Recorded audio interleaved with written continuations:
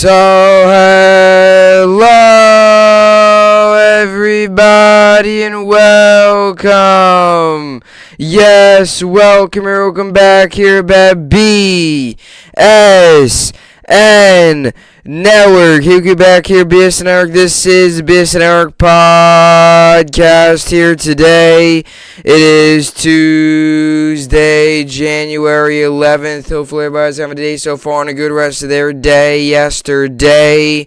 It is, in fact, Tuesday, January 11th here today, coming off a big night last night in sports, coming off a big college football national championship game.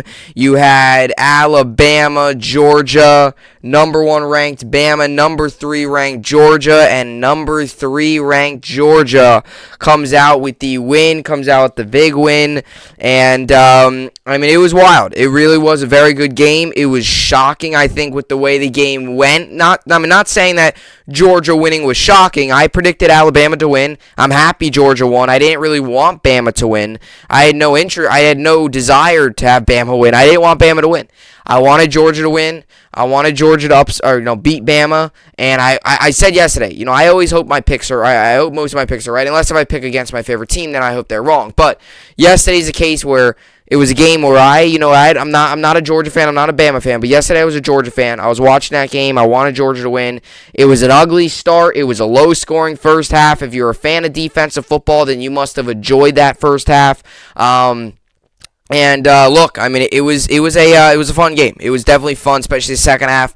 It was quite the game, and it was one of those things where it came down to really the final minute. It came down to the final, couple plays, and Bryce Young throwing that crucial pick, pick 6 in the final drive. And look, I'm not going to sit here and blame it all on Bryce Young. It's not his fault, but you look at, at the end of the day, he throws the pick, they lose, and Georgia's your champion. And if you watch how that game started, you would think, even though it was 9-6 going to halftime, Bama had chances and had opportunities to really break that game open early, and they didn't take advantage, and the Georgia defense stepped up and made plays, and they went into halftime only up 3. They could have been up against a worse defense. They could have been up 21-6. Instead, they go into halftime up 9-6, and Georgia comes out, scores a touchdown, and they outscore Bama in the second half 27-9. And that really was the big thing. 27-9. They pick off Bryce Young twice. Bryce Young gets sacked 4 times. So pressure, turnovers was the big key for Georgia. And what did I say yesterday? If Georgia can stop Bryce Young, they were going to win that game. I didn't think they could because they didn't show it last time. But, hey, they stopped Bryce Young. They did a great job stopping him. And look, Georgia today, waking up national champions. And it's been a long time since Georgia won. It might not seem like a long time, but it has been a long time. They've been close. They've gotten there. They've been close. But finally, Kirby Smart beats his former I guess you're going to say his former boss, because he was an assistant with Saban, his former coaching partner, whatever you want to call it. He finally beats him, and Georgia was able to get the win yesterday, 33-18. So it was kind of the score was definitely, I think, shocking in terms of the way things played out, especially early on. I think people expected more of a little bit of a high-scoring game. I expected 35-31, so I guess one team got into the 30s. But still, it was an excellent game. Georgia got the win. I'll get to more of the recap later on. I'll recap it in the second topic here today. You also had the Nets on last night. Yeah, the Rangers, 2 teams with a loss. Rangers couldn't generate enough on offense. 3-1. One goal is going to be tough to win your games. Just could not generate enough on offense. The Kings just played an all-around good game of hockey. Were able to force it past the neutral zone, get in, got some chances, took advantage of those.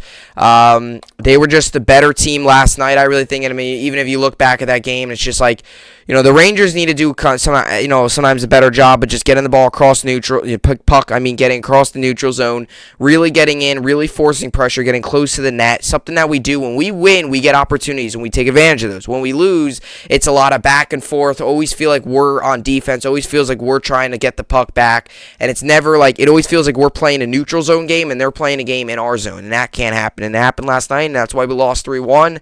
And the Nets, too, took another tough loss. And the Nets right now are sliding, and there's no other way to put it. They need to figure something out. Whether it's a lineup change, whether it's just a bad streak that we're on, and I hope it is, or whether it is something that maybe needs to be changed bigger. But right now, what it's looking like is a Nets team that right now does not look like a team that can compete for I was going to say national championship, for an NBA Finals. And that's the blunt way I can tell you. I'm not going to sugarcoat things. You know me on this show. I don't sugarcoat. I don't lean towards my teams. I don't sugarcoat on the show. I tell it like it is.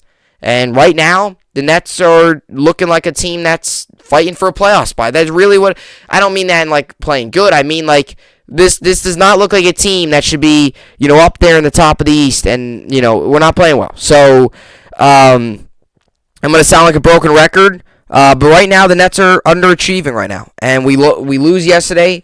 You have Kyrie and all that. You're on the road against a Trailblazers team that's been a real big disappointment this year, and you lose. And I guess you can kind of say, the Nets ran out of gas yesterday. Well, that shouldn't be happening. That can't happen. Nets need to fix something. They need to do something, because this is going to start to get out of hand, and all of a sudden the Nets might find themselves as a 4 or 5 seed, and then you really find yourselves in a situation like, hold on a second, weren't we just a 1 seed a month ago? Nets need to figure out to turn this page, and they need to turn it away quickly. And listen, I don't want to hear, we don't have Kyrie and all that. Look, we had Kyrie last night and we lost. We got to figure out a way to win without Kyrie, and when Kyrie's in there, we got to figure a way to bring him into lineup and get him going and get him rolling and make him a key guy on this team.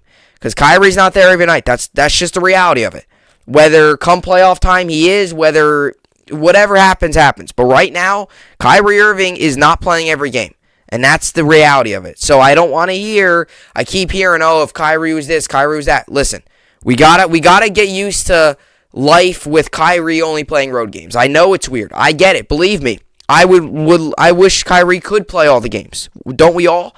Right? He's a member of the team. He's a big part of it. But we got to get to the fact that, hey, the Nets got to find a way to win without Kyrie. And last night we had Kyrie, no Harden. We did have KD, and we couldn't win. And that's just frustrating. We got to figure out a way to turn this thing around, because this is getting ugly. It really is. So, Nets got to figure out how to turn the page. They got tomorrow night in Chicago, which would be in front of another back-to-back. And, I mean, look, Chicago, number 1 team in the East. Can you take them down? Can you figure out a way to defeat them? If you could defeat them, maybe get on a little bit of a roll. Nets need to figure it out.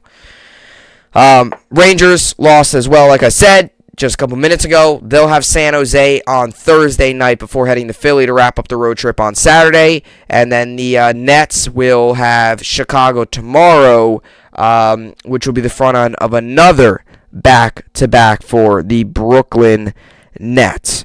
All right, so let's get to the topics for today's podcast. Like I talked about yesterday, I'm going to give you the Jets off-season preview, so I'm going to kind of give you my mock off-season. I tend to do this with the Yankees. Not like I do a little bit different with the Yankees. With the Yankees, I usually do a kind of what was good in the season, what was bad, and what things need to be changed. This here, I'm going to just go through what the Jets need to do in offseason. That's how pivotal it is in offseason for the Jets. I'm going to give you some names. I'm going to give you some players. I'm going to give you some free agents, some trade possibilities. Like I said, every guy in this list, I'm not saying is going to be a New York Jet next season. And I want to make that clear. I'll get to more of it, but I'm going to just give you a list of guys that we could look through the draft, free agents and trades, and then the Jets' impending free agents, and kind of give you my opinions on a couple of those players, and kind of just give you my mock off season, my predictions, my preview, kind of what you could possibly see the Jets do in this upcoming offseason that I don't think people fully realize how big it is. This is huge. This is a huge offseason for Joe Douglas, Robert Saleh, and this Jets organization. So I'll get to it, talk about it, talk about the cap space, talk about some of the team's needs. Tomorrow I plan on doing the Giants. The only difficult thing with the Giants is at the moment Joe Judge is going to get fired. There's reports coming out today that they are going to hire maybe a GM from outside the organization that might make the decision. So it's kind of hard to tell because let's say Judge get fired, that could completely change the things. That could completely change things. That all of a sudden says, okay, maybe the Giants now target a quarterback in the draft, or maybe they target a quarterback in free agency. At the moment, Daniel Jones is their quarterback. If Joe Judge stays head coach, he will be their quarterback. So I'm still trying to figure it out if I'm going to do a Giants tomorrow or if I'm going to wait to see Joe Judge's job is officially safe. We'll figure something out because, like I said, Joe Judge get fired, that could change a whole lot for the Giants. If he stays, definitely it changes, definitely different things would happen this offseason if he stays than if he doesn't. So we'll get to the Jets offseason today, talk about their preview. Then we'll get to Georgia-Alabama recap. Kind of just went over a little bit now, but I'll go more in depth, look at some of the more numbers, kind of just go over the entire game, and then we'll get to the New York sports update. Tonight, you got really nothing going on for the Nets or the Rangers.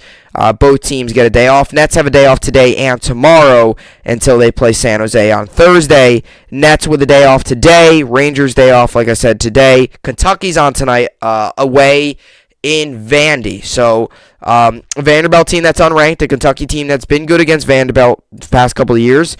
You got to hope that they take advantage of it, right?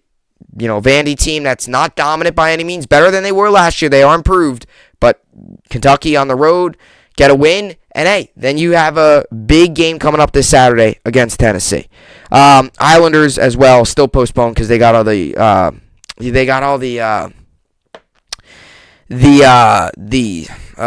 Canada games. So they're all been postponed. But so not much on tonight in the world of New York sports. Kentucky's on, and then other than that, some NBA and NHL and all that good stuff. Alrighty.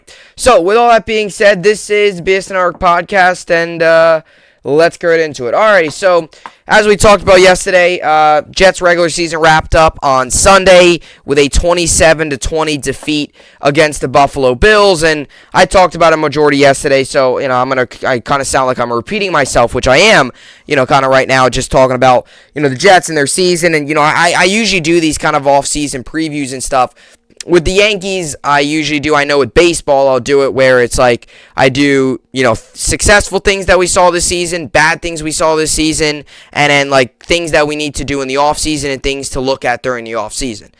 With the Jets here, I'm going to go a little different. Since this year was 4-13, I'm not going to go through every single game. We didn't make the playoffs. We lost 13 games. Like, kind of, it is the gist. Like, we showed progress. Like, kind of what you expected out of the Jets this season is kind of what we got. So I'm not going to go through what the Jets did good, what the Jets did bad this year, because we all kind of know, right? I mean, they won 4 games. They showed some progress. They had some low moments. Like, that's kind of it.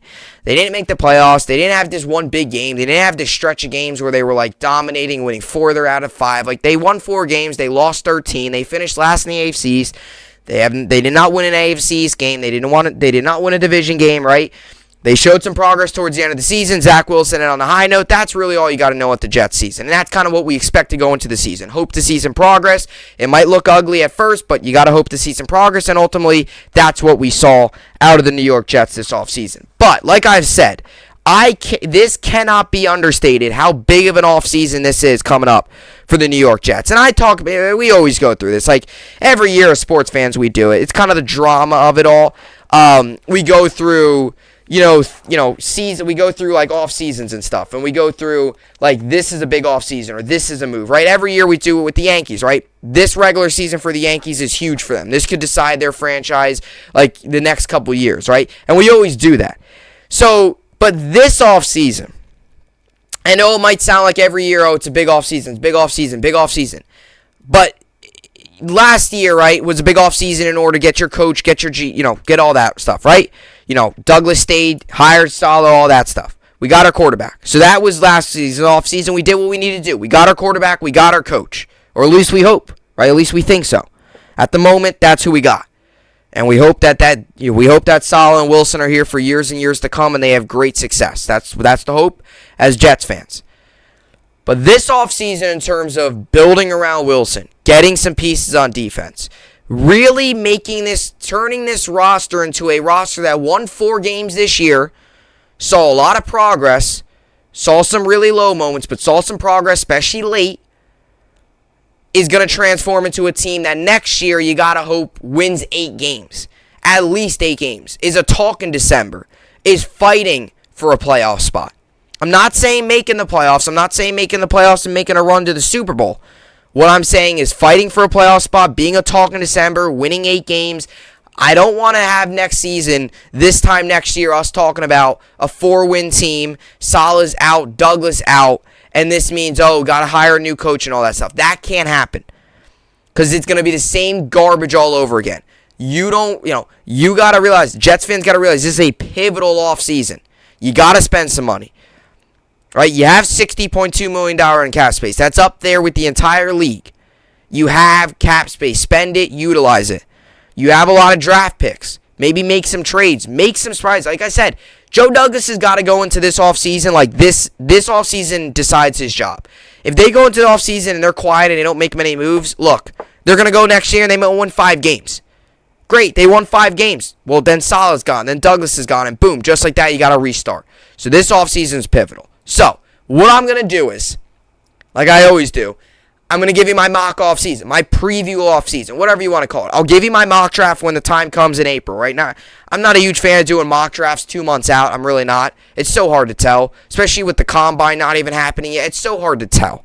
Not a big fan of doing my combines 3 months out. Come March, time like that, that's when you can really start to look into it. You also got to look at the combine. Combine hasn't even happened yet. There's also some guys that haven't even declared for the draft yet. So right now, doing a mock draft isn't always a great thing because there's still unknowns with a lot of these players. I mean, look at Jameson Williams last night. We don't know the severity of his knee injury. If last night he tore his ACL, which you got to hope it's not the case, all of a sudden he drops. He drops big time in draft boards, right? Because he's going to be injured. So that's why I don't like to do that. But I'm going to give you my preview. So I'm going to give you draft, I'm going to give you free agents, and I'm going to give you key player starters. So I'm actually going to go in order. So I'm going to go free agents first, then draft, because the free agency trade period starts, then draft starts. So I'm going to go with free agents, then I'm going to go with the draft, then I'm just going to go with the Jets' impending free agents. That's kind of the last part. That's kind of just, these are the players that the Jets have coming in free agents. Now, let me make this clear. There's a lot of Jets free agents. I only included the ones that played some meaningful snaps this year for the team and kind of have meaning. Like, for example, Lamarcus Joyner's on this list. He's only played 1 game. But if he never got hurt, he would have been starting throughout the year. So I only kind of added the guys that started. Yes, I did put Mike White on the list. I got to. Mike White game, you got to put him on the list. I put guys like Eddie Pinheiro, Tevin Coleman, Barrios, Crowder, May, some of the names that truly Jets are going to have to make decisions on, and some tough decisions. Not everybody. Like I said, not everybody's on this list. But I try to put the guys that really the Jets are going to have to make some decisions on. All right, so let's get to this. So the Jets right now projected cap space at $60.2 million. So you got to spend. Right? You have a lot of cap space, you got to spend. You're not like the Giants where they got $225,000. You got $60.2 million. Spend it, utilize it, spend it wisely. Some of the Jets' needs, this, like I said, this list, I'm just going to make this clear, is not in any particular order. Just because you hear me read a name in front of another name does not mean I think that guy's better than the other guy. I just put this list in random. To be honest, I did a lot of this stuff off the top of my head. I also did a lot of this stuff watching last night's game, thinking about guys. So the reason why Evan Neal's first for the rookies is because I was watching last night's game and he was the first name popped up in my head. But team needs are tight end, offensive line, cornerback, secondary, wide receiver, and an edge rusher. Wide receiver / edge. Those aren't extreme needs, but those are it would be nice to boost at that position. We are getting Carl Lawson back. You are getting Corey Davis back. If you re-sign Barrios, you're getting him back. But it wouldn't be bad to add another edge. It wouldn't be bad to add another receiver just for Wilson. Especially if you lose Crowder, it'd be nice to gain another slot receiver back. Especially if you lose Caitlyn Cole. Those are 2 depth assets that you lose. You could bring another guy in, right? That also all depends on how the free agency process goes. All right. So like I said, I'm going to go in order. Free agency starts first, then it's the draft, and I'm just going to give you the Jets some of their free agents. All right. So let's start with possible targets through free agency and via trade. Okay. Mike Gesicki, tight end, Dolphins. He's going to be a free agent. Dalton Schultz, tight end, Cowboys. He's going to be a free agent. Mike Williams, wide receiver, Chargers, going to be a free agent. Chris Godwin, wide receiver, Buccaneers, going to be a free agent. J.C. Jackson, cornerback, Patriots, going to be a free agent. Calvin Ridley, wide receiver, Falcons. This would need to be via trade, but there's a lot of rumbling saying that the Falcons and Calvin Ridley can kind of agree on a trade, and the Falcons can look to deal him. So it would be via trade, but it's looking very possible Calvin Ridley's on a different team next year. Carlton Davis, cornerback, Buccaneers. This would be via free agency. Arguably probably the best cornerback this season. like I said, this is just names. Now, I'm going to make this clear, okay? And I have this guy highlighted here for a reason. Davante Adams, wide receiver, Packers free agent. Let me make this clear. Number one, I don't think the Jets get him. I don't even think the Jets make a push for him. To be honest with you, I think he re-signs with the Packers either immediately or whether Rodgers stays or doesn't. If he doesn't re-sign with the Packers immediately, I think the Packers just franchise tag him. Davante Adams playing in a uniform other than the Packers next season, I think is almost impossible. Okay, I don't think he's going anywhere. But like I said, these are just possible trade targets. I'm just brainstorming possibilities. If he becomes available and the Jets have the cap space, you 100% pull the trigger and try your best to get Davante Adams to the New York Jets. Because you don't realize how pivotal that would be to have one of the best receivers in the NFL right besides Zach Wilson. Look what he's done for Aaron Rodgers all these years. Just imagine what he could do for Zach Wilson. That's why I have him on this list. Do I think he's going anywhere? No. Even if I do think he signed somewhere, do I think the Jets get him? No. But if he becomes available and the Jets have cap space and they have the room and they have the, they want him, then that could very well be a possibility. So, some realistic names on this list, like I said. Mike Gesicki, Dalton Schultz, Mike Williams. Godwin I think he's going to stay with the Bucs. My only issue with Godwin is the injuries.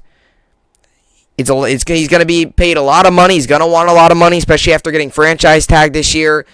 For the amount we're going to give him, it's a little bit of a riskier move. I'm not saying that I would avoid it, but it's definitely something that, would I give him 4 years and a ton of money? It's risky. It's more of a risky move.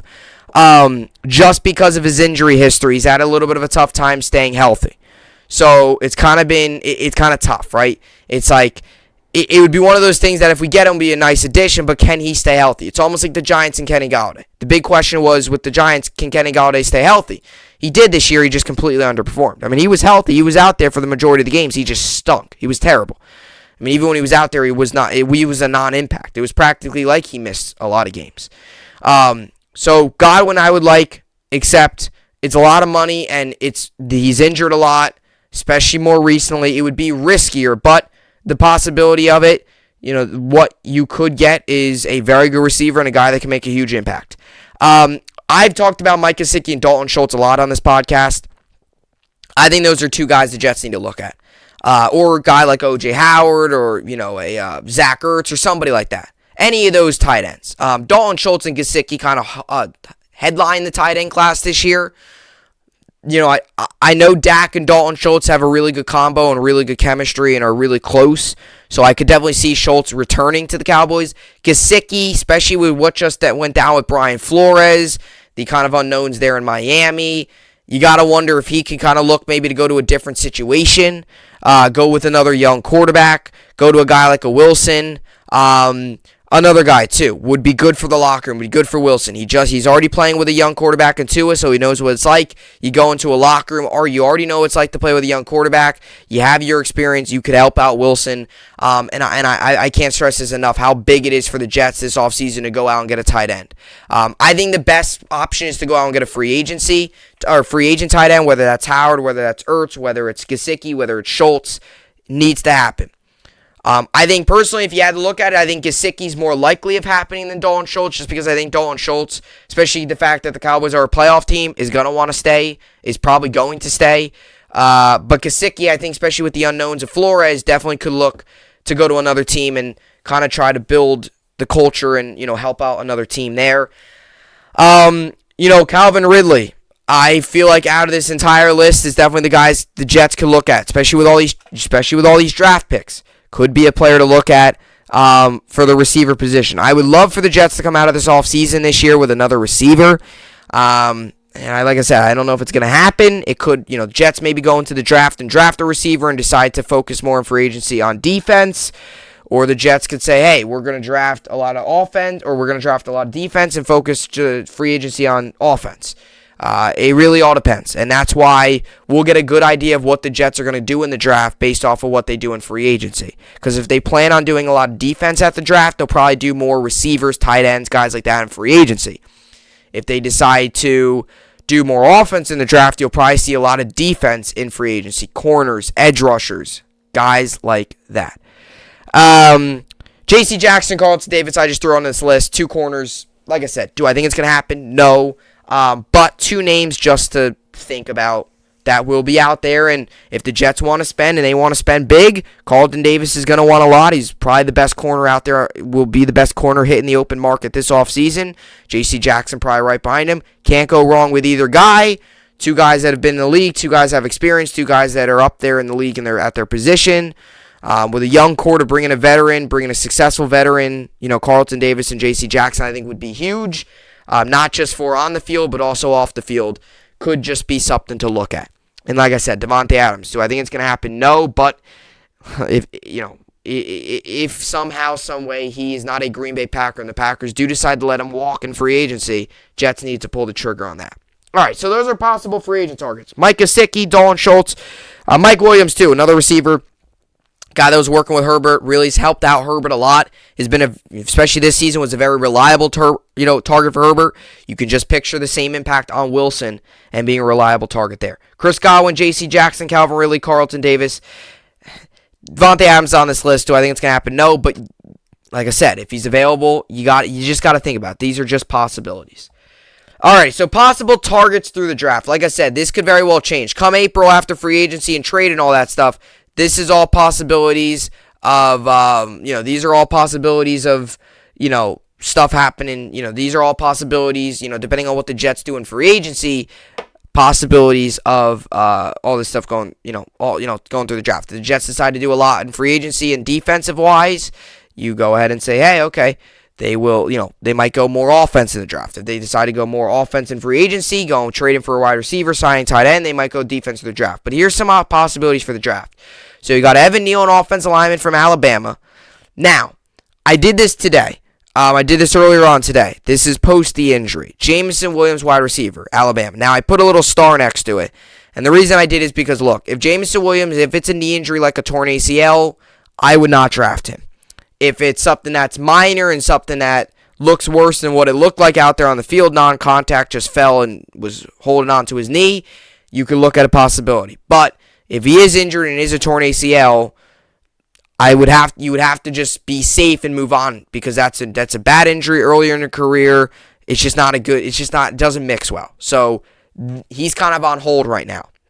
Kyle Hamilton, quarterback from Notre Dame. I've seen this guy play a couple times. He's I think probably might be the most talented cornerback in the draft. The only question is are the Jets really going to look at another young corner, or are they going to look more at veteran corners? That's a question there that we will probably get answered more in free agency. So if the Jets do decide to go another young corner route, Hamilton could be an option. If they decide to go more veteran in the corner this year to help that already young room, they could look more towards a J.C. Jackson, Carlton Davis, or some player like that. Nakobe Dean, linebacker, Georgia, another guy. Could add another linebacker, can blitz, can tackle. He's kind of similar to what Mosley can do a lot. I'm not comparing him to CJ. I'm not saying he is a CJ Mosley. Not saying he's going to get 168 tackles in his rookie year. But what I am saying is he can do that similar impact. And that's something that the Jets defense needed this year. And if you add another guy that can do similar stuff like that, could definitely be a good option. Garrett Wilson, wide receiver, Ohio State. I think probably, like I said, depending on what happens with Jameson Williams and the injury, probably very well the best receiver in the draft. I've seen a lot of recent mock drafts that have him going number 10 to the Jets. Could look at him as another option. Like I said, young receivers, young quarterbacks, you bring them up together, you build with them together, right? You kind of mesh and you mesh from day one, and boom, you hope that they have a successful career together. Kind of could be the thought process there. Derek Stingley, Jr., cornerback from LSU. This is another pick that's a little bit of a riskier one. Was injured, played really good, then he was injured, and then this season was, didn't play as good as he had hoped. So it's kind of like he finished off his college career with a little bit of a low. Injuries, not great performance. Like, he kind of goes into the draft with some question marks. Derek Stingley reminds me a little bit of Caleb Farley last year in the draft. Kind of a guy with injuries, can play well, but are the injuries an issue? And he fell a little bit. He did get drafted. He fell a little bit, though. Derek Stingley could be one of those guys. You could take him at number 10, and he might be great, but you could also take him at number 10, and there's a chance with some high bust potential. So, not saying he's going to be a bust, but with injuries and performance kind of not being as great later on in his college career, leaves some question marks, but could definitely be an option. And Tyler Linderbaum, the center out of Iowa, I definitely think if the Jets don't get Evan Neal in the offensive line there, definitely could look at Tyler Linderbaum. The more and more I think about it, the more and more I feel like the Jets might take another offensive line with their 4th pick, which I have no issue with. Just trying to build around Wilson and continue to build that offensive line in front of him. So possible targets through the draft are Evan Neal, Alabama, offensive lineman from Alabama, Jameson Williams, receiver from Alabama. Like I said, depending on the injury, will decide a lot on his draft position. Kyle Hamilton, cornerback, Notre Dame. Nakobe Dean, linebacker, Georgia. Garrett Wilson, wide receiver, Ohio State. Derek Stingley Jr., cornerback, LSU. And finally, but definitely not least, one of the better players in the draft, Tyler Linderbaum, offensive lineman, Iowa. So, another guy, too, Jets could look to continue to beef up that O-line. With the questions surrounding Becton, could you get Evan Neal, a left tackle, with the risk of Becton not being fully ready for training camp? Maybe you bring in Evan Neal, you have some competition. And if Evan Neal doesn't win on the left side, he's okay with moving to the right. Maybe you move him to the right side. If Becton completely comes into training camp overweight, not fully healthy, that knee's not fully ready, maybe you take Evan Neal and say, hey, this guy takes it more seriously. Maybe he's the guy. Could the Jets possibly look to do that? We'll see. So those are my draft targets. Like I said, needs are tight end, offensive line, cornerback, secondary, wide receiver / edge. So you look at what I've got here. I got linebacker that can play edges off of that, wide receiver. I got some linemen. I got some corners. I got the tight ends. So trying to fill as many needs as I can. Alrighty, so let's get to the Jets' impending free agents. Like I said, these are kind of the key. I don't even want to call them key players. These are just the guys that have had some snaps with the Jets, have made an impact on the team. Like I said, I don't mean to be negative, but for example, Sennett, one of our offensive linemen, is a free agent. Probably not going to come back. Maybe he will, but probably not. Will Parks, the guy that we signed for the final couple games of the season. Guys guys that have been within the organization for a little bit now, guys that have already, have made a true impact, and guys that truly, if they decide to move elsewhere, could completely change what you do in free agency. Like I said, no particular order. Let me just read through them. So Marcus May, Jameson Crowder, Jared Davis, Caitlyn Cole, Morgan Moses, Joe Flacco, Laurent Duvernay-Tardif, Dan Feeney, Lamarcus Joyner, Tyler Croft, Nathan Shepard, Mike White, who's a restricted free agent, Eddie Pinheiro, Elijah Moore, Javelin Guidry, Florenzo Fatukasi, Braxton Berrios, Tevin Coleman. Shaq Lawson's on this list. We already released him. I don't really know why I put him on the list. I did. We already released him, so he's gone. But if he never got released, he would have been a free agent. So, look at the key players. These are probably the really key guys. Marcus May, Jameson Crowder, Braxton Berrios, Tevin Coleman, Florenzo Fatukasi. Morgan Moses is definitely going to be an interesting one to see how things play out. Like I said, if Morgan Moses goes, then you maybe expect Evan Neal to maybe come in and fill in. That could be a possibility. Lamarcus Joyner played one game with the Jets. That first game against the Panthers, then was done for the season. So do the Jets trust that he could, if he could stay healthy, he could be the guy? If you get rid of Marcus May, do you just slot Joyner in that safety position? You look at Marcus May, right? There's been a lot of I feel like the organization and him are kind of at a standstill. Like, he wants an extension organization. I feel like Joe Douglas and the Jets don't feel they want to give him one. So it's like, do the Jets say, hey, you're done, appreciate your time here, but, we're going to let you walk, we're going to let you go? Or do the Jets make a strong push at him, and if he wants to stay here, he stays here. If he doesn't, he doesn't. Jameson Crowder, I think, is probably gone. I think Jameson Crowder is going to look to go to a true contender. At this stage in his career, he's getting older. He's been beat up the past couple years with some injuries and just being in a losing locker room. I could see Crowder trying to go to a contender, a team that's going to truly compete for the Super Bowl, because let's be honest, next year Jets definitely, I think, can compete, but they're not going to compete for a Super Bowl. There's a difference between competing and being a competent organization and showing some promise, and there's a difference between being a true Super Bowl contender that can go deep in the playoffs. Jets are not there yet. All right? So I could see Crowder probably moving on, but hey, maybe Crowder likes what we're building here. Maybe Crowder says, I want to be a part of Wilson's development, and maybe he stays. Maybe the Jets just lure him back. Caitlyn Cole, kind of a disappointing this year. I was excited about the move. I liked it. He didn't really get as much run as I expected. I don't know. I think my expectations were kind of high on Caitlyn Cole going into the offseason. They kind of, they were pretty high, and they were not. They ended pretty low. Like, it was just a weird year for Caitlyn Cole. He had some bad moments. He also had a moment against the Bills, on Sunday where he had a nice catch. He's had a, nice catch, couple nice catches this year. He's also had a couple, kind of been inconsistent. Not really, I think, what the Jets fully expect out of him. I also don't think he played as much as I think we expected. And maybe that's just because he didn't get as much targets, so it didn't seem like that. But, you look back on, Caitlyn Cole's season, it just doesn't feel like he did much. It didn't feel like he did much. And I feel like, I don't know, maybe it's just me, but it's just, he didn't do much. I feel he didn't get out there and play much. Maybe that's just me, but he's an option, there. I've already talked about Morgan Moses. Yesterday in the postseason press conference, or whatever, I still want to say, off-season press conference, whatever, Robert Saleh did say that he wanted Joe Flacco back. So he's an option on this list as well. I put Mike White on here. I don't really know why, but I did. Michael White game. Maybe the Jets bring him back and say, hey, next season they play a game, and they're like, oh, this could use some magic. I'm just kidding. Mike White, we'll see what we do with him. Who knows? Maybe a team out there is willing to pull the trigger and bring him in the training camp and see maybe if he turns into a Taylor Heineke. A no-name guy that has one big game, comes back the next season, goes on to maybe another team goes out there and picks him up. I could see that.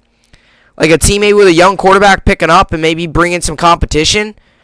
I mean, I know he had one good game, then he got injured, then he had the really bad game, but it's who knows? Maybe a team brings him in and says, hey, let's see what you can do. Eddie Pinheiro, another kicker too, really good to end the year. You got to hope that you bring him. I hope we bring him back. Really good to end the year. And then just some other guys in the list. Like I said, Florence Fatukasi. I think he's going to look for the best position. I don't think he's fully sold on coming back to the Jets. I also don't think he's ruled out coming back to the Jets. I think Fatukasi is going to go where the money is. I think he's going to go where the best opportunity is. Whether that's the Jets or whether that's some other place, it all depends. Braxton Berrios is the big one. What did the New York Jets do with Braxton Berrios? Not going to say a ton on it now because it's going to be a topic of discussion throughout the offseason.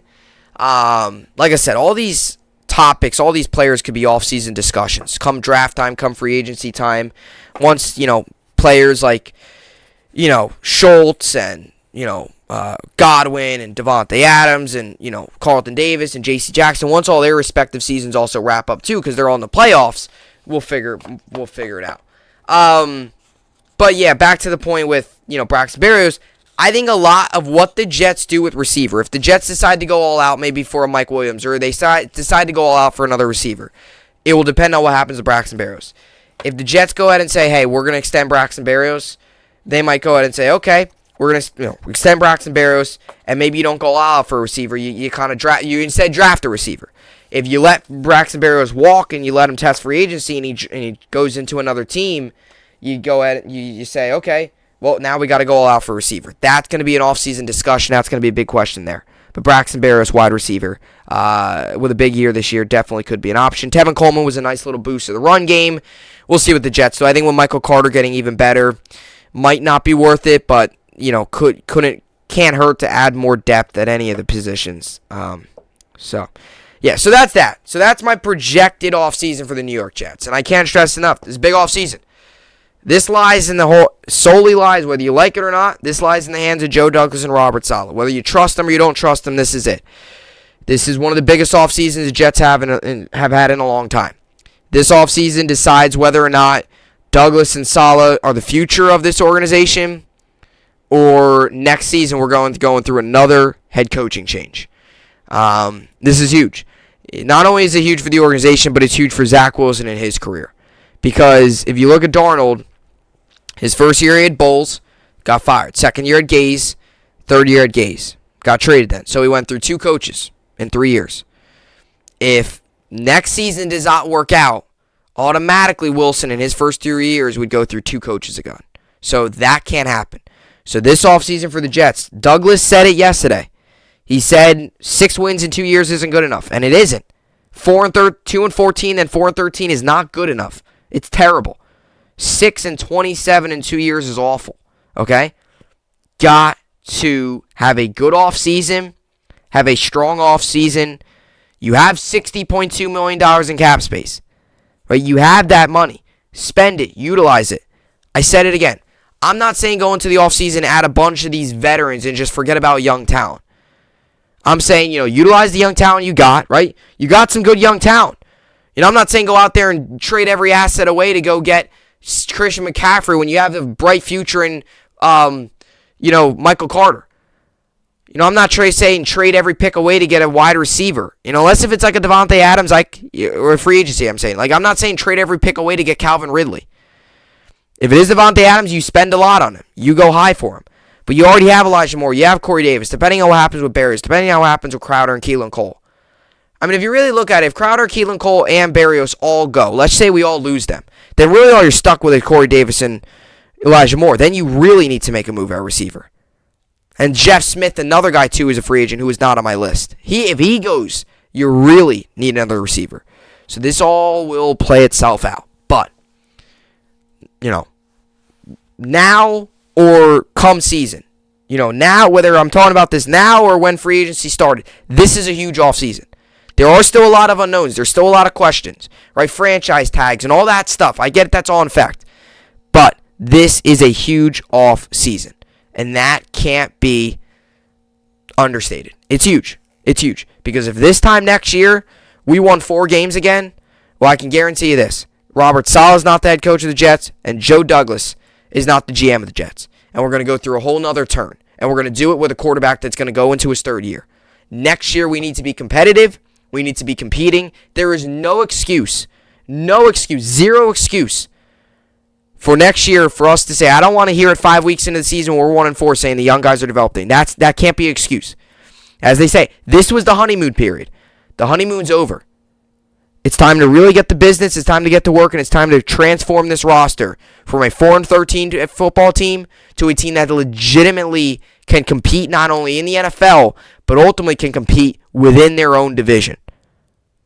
Because we have not done well in the division. We haven't won a division game in 2 years. Okay? We need to find a way to compete, and there should be no excuse for not having possibly 8 wins next year.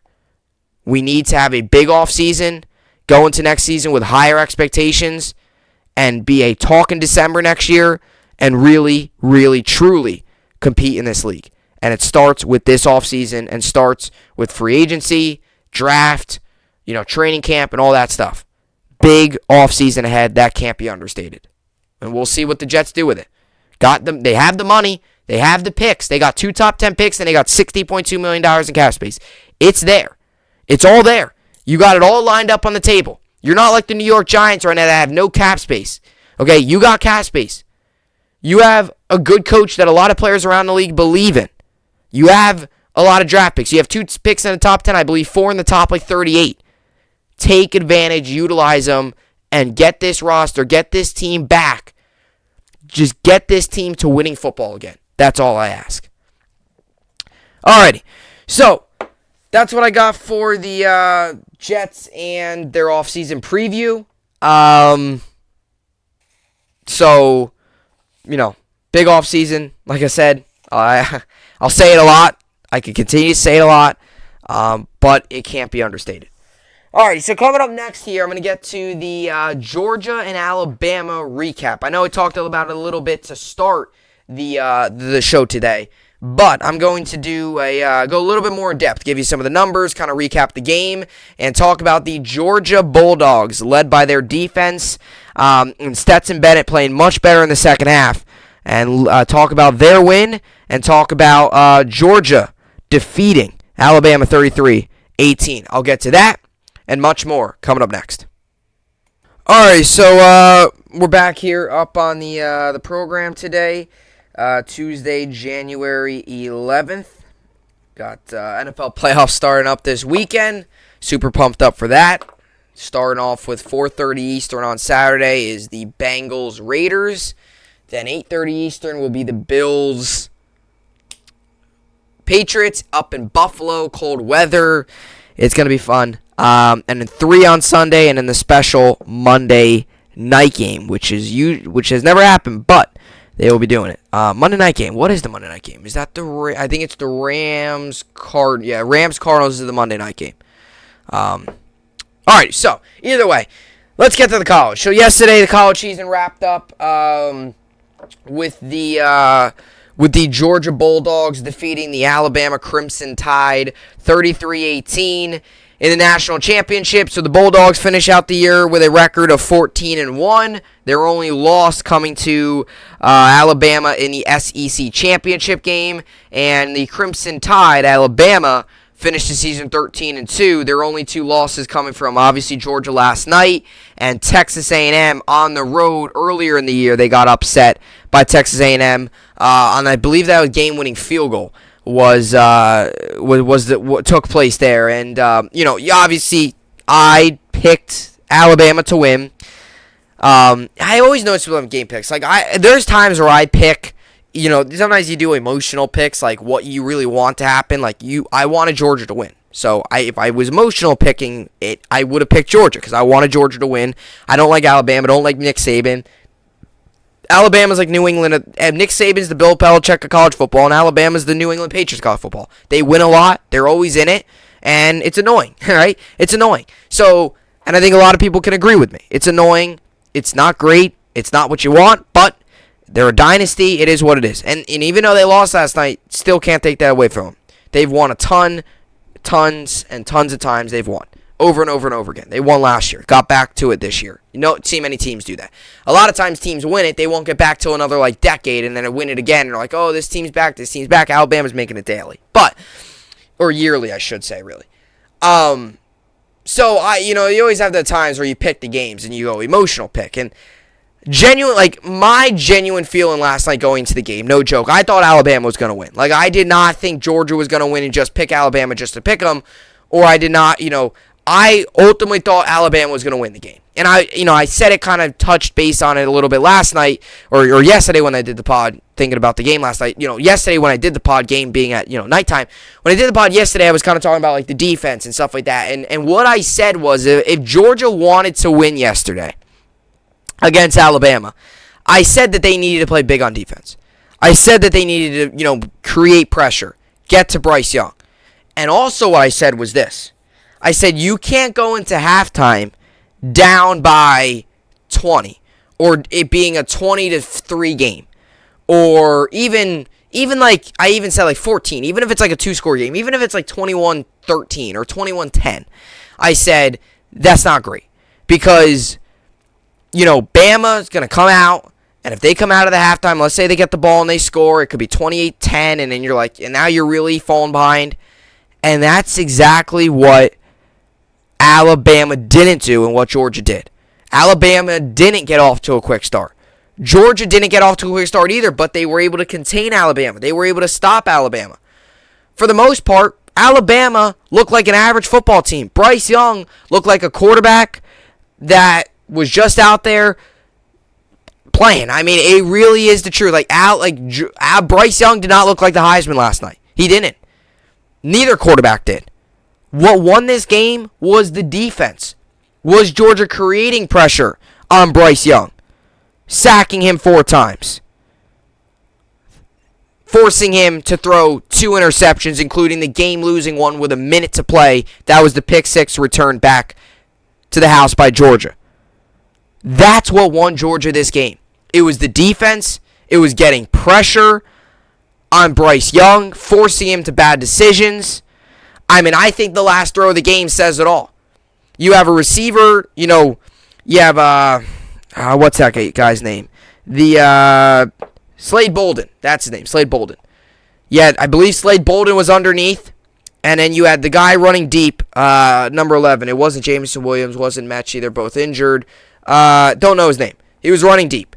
It looked like a miscommunication. It looked like he was supposed to come back. It looked like it was probably a comebacker, or Slade Bolden was supposed to go up another couple yards. Slade Bolden was kind of running, then stopped, looked over his shoulder, and saw the ball there.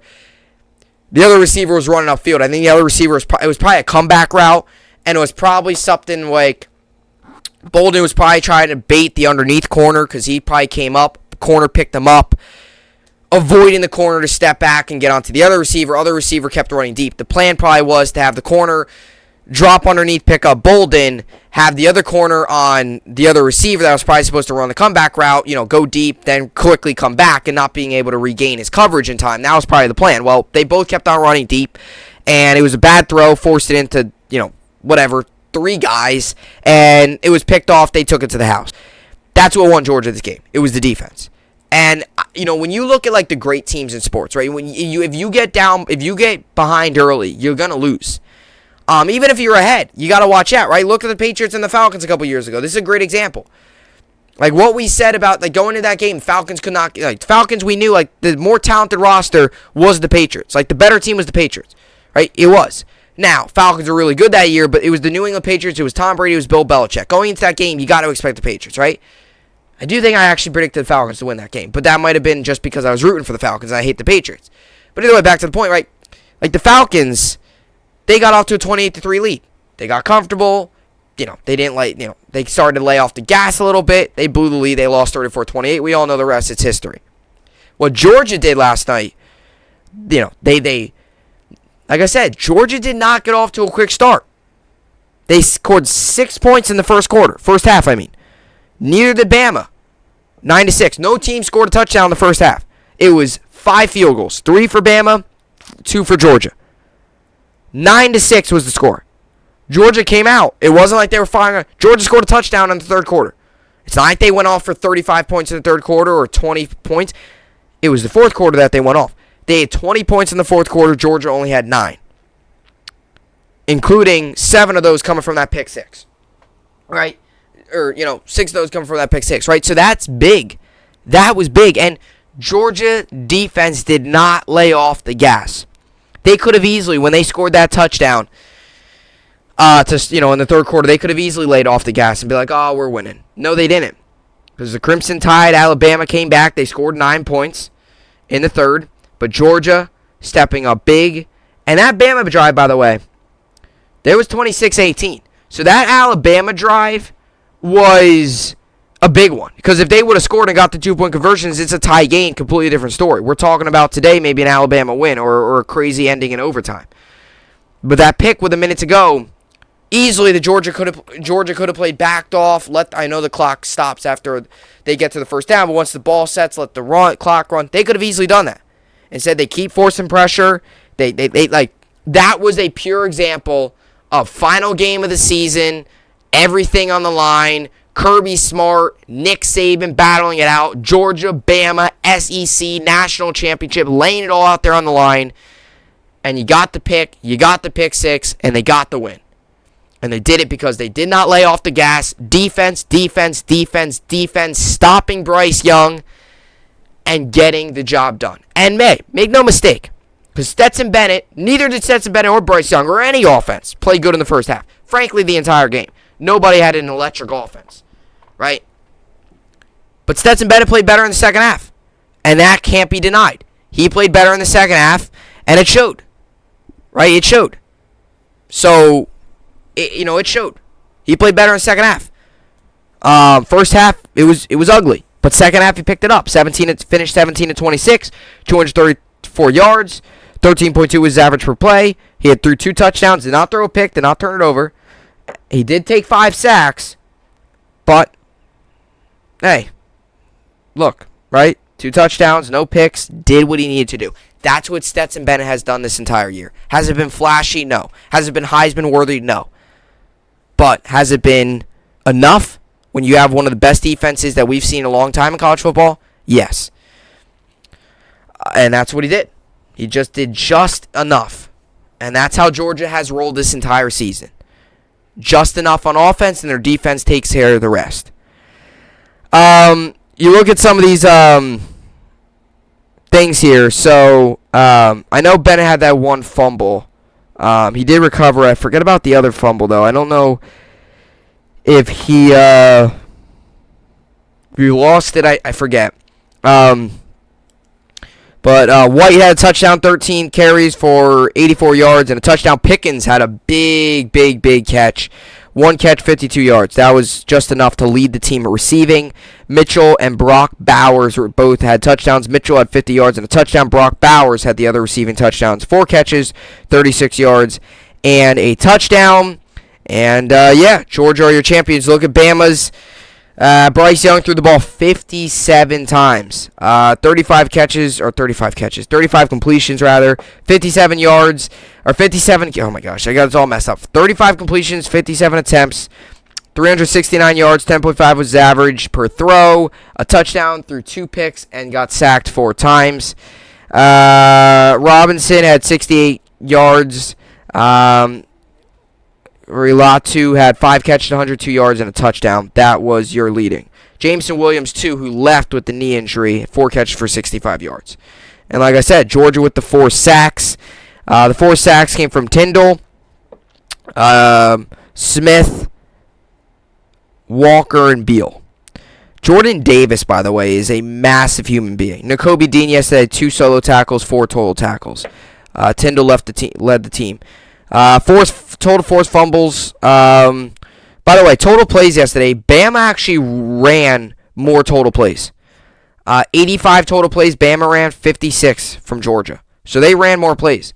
Total yards, Georgia beat Bama on total yards, 399. Passing yards, Georgia beat Bama. Bama beat Georgia. Bama beat Georgia in total yards, passing yards. Rushing yards, Georgia did. Rushing yards, I believe. Yeah, rushing yards, Georgia did beat them. Part of the reason was because Bryce Young had negative 43 rushing yards. 140 yards for Georgia. First downs, Alabama had more first downs. Penalties, Georgia took more penalties. Turnovers, Bama had more sacks. Georgia had more total plays. Bama ran more. So it's funny. Bama had a lot more on offense going for them, but it was just because, if you look at the numbers, time of possession, Bama led in time of possession. If you look at that, if you blindfolded me, or if you blindfolded the score, if I could not see the score on this screen, and I didn't watch the game, if you look at, the total yards, passing yards, all that, you would probably predict Alabama would have won. But it's because Georgia did what they needed to do in big situations, and they did it throughout the game. Bama was very streaky. Georgia was consistent, and Georgia wins. So Georgia is your 2022 college football national champions. And now the clock starts for next season. And I was talking to somebody today. I think it's 222 days until next season. Let's see. How many days until week 1 college football? It's always funny whenever you look this up. When is college football kickoff? 2022. How many days? Countdown to September 3rd begins. College football is back September 3rd, 2022. 235 days and 6 hours, and we're back with college football. Isn't that funny? It will fly by, I'm sure. It will probably be here before we know it. But, yeah. So, 235 days until week 1 of the college football season. So, yeah, by the way, final AP Top 25 poll. Reveal this, and then we'll wrap up the podcast with the New York Sports Update and stuff like that. Final AP Top 25 poll is Georgia 1, Bama 2, Michigan 3, Cincinnati 4. So that's your top 4, rightfully so. Georgia 1, Bama came in second, so that's your obvious. Then it's Baylor 5, Ohio State 6, Oklahoma State 7, Notre Dame 8, Michigan State 9, Oklahoma 10. So that's your top 10. Then it's 11 Ole Miss, Utah's 12, Pittsburgh's 13, Clemson's 14, Wake Forest 15, Louisiana Lafayette 16, Houston 17, Kentucky 18, BYU 19, North Carolina State 20, Arkansas 21, Oregon 22, Iowa 23, Utah State 24, and rounding out the top 25, San Diego State at ranked number 25. So that was your final 2021-2022 college football AP top 25 poll. So week 1 next season is 235 days away. The 2022 college football season is scheduled to begin August 22nd, August 27th, which is just 229 days away, That's 229 days is pretty long time. Hopefully got an entire baseball season going. Who knows what's going on with baseball? Who knows? I saw this interesting article yesterday. I was thinking about doing it myself. There's 10 things. It was the biggest what ifs in MLB history. And it was just like signings and like just stuff like that.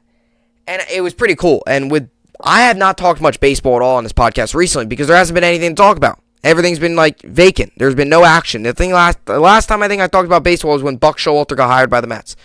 Other than that, there's been nothing because you're not allowed to sign free agents, not allowed to make trades. Like, you can't do anything. The MLB's locked out. And there's been no news on the lockout, no new discussion. So it's kind of just been like, I haven't done much. So I thought about doing a top 5 what ifs. The 10 list I saw, picking about 5-ish of my own and ranking them in my own what ifs and telling you what could happen, how this could have changed this franchise, whatever. Because it is the truth. Like, if you think about it, there was one other team in the Max Scherzer deal. When he signed with the Nationals, there was one other team in the running. And it's one of the bigger what ifs now. It's like, what if he joined with that mystery team? Now, we don't know that team for sure. There was 2 finalists. We don't know that other team. Max Scherzer probably does, but we don't. So, what if he went to that mystery team? There was some Cardinals were involved, Cubs were involved, I believe the Yankees were involved, Red Sox were involved. So a lot of teams were involved. We don't know exactly which team it was that was battling out for the Nationals, but Nationals got him, and the rest is history. Won a World Series, one of the best pitchers in the league, couple no-hitters, had some excellent moments, and now he's a New York Met. But that's a what if. Like, if he joined another team, who knows? Who knows how your career goes? That like people don't always think about that stuff. Like, when you really think about making a move or getting traded someplace, and you think about what ifs, like, what if this happened, or what if that happened, or what if this guy went here? You think about the difference it could have made on a franchise. It's big time. I mean, it really is. I always even say about what if Michael Jordan was not on the Chicago Bulls? How would that have not only impacted the Bulls, but Michael Jordan's career? Right? You think about that. You think about all those what ifs. Because Michael Jordan was not, Michael Jordan was not the first overall pick. So you wonder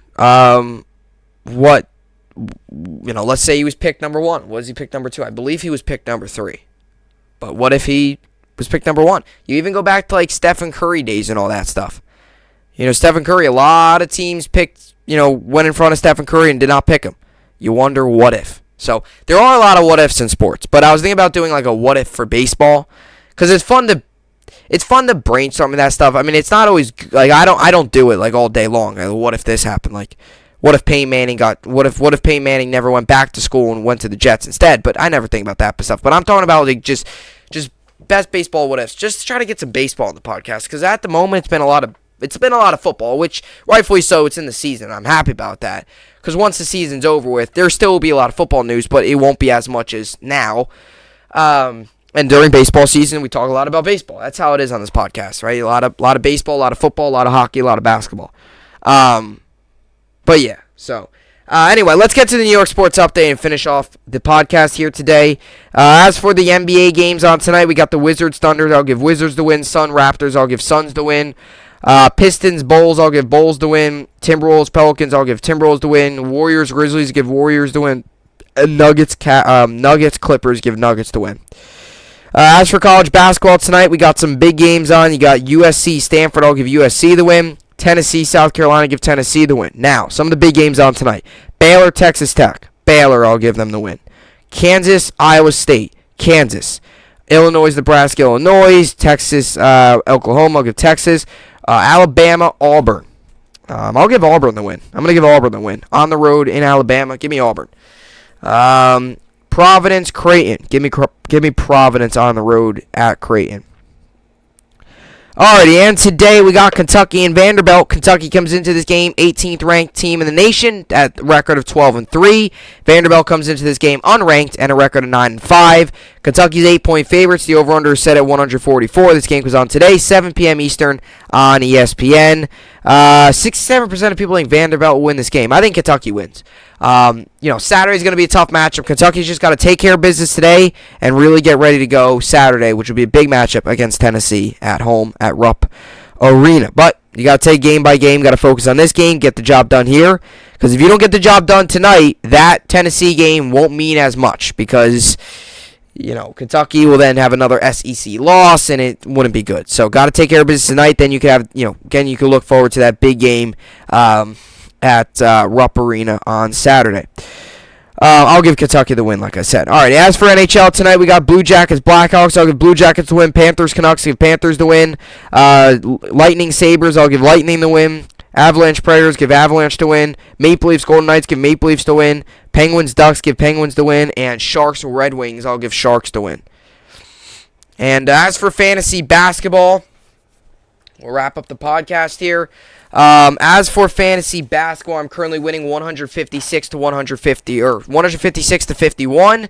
And today I've got going John Morant, Shai Gilgeous-Alexander, Brandon Ingram, Nikola Jokic, and Desmond Bane are the guys I got slotted in to go tonight.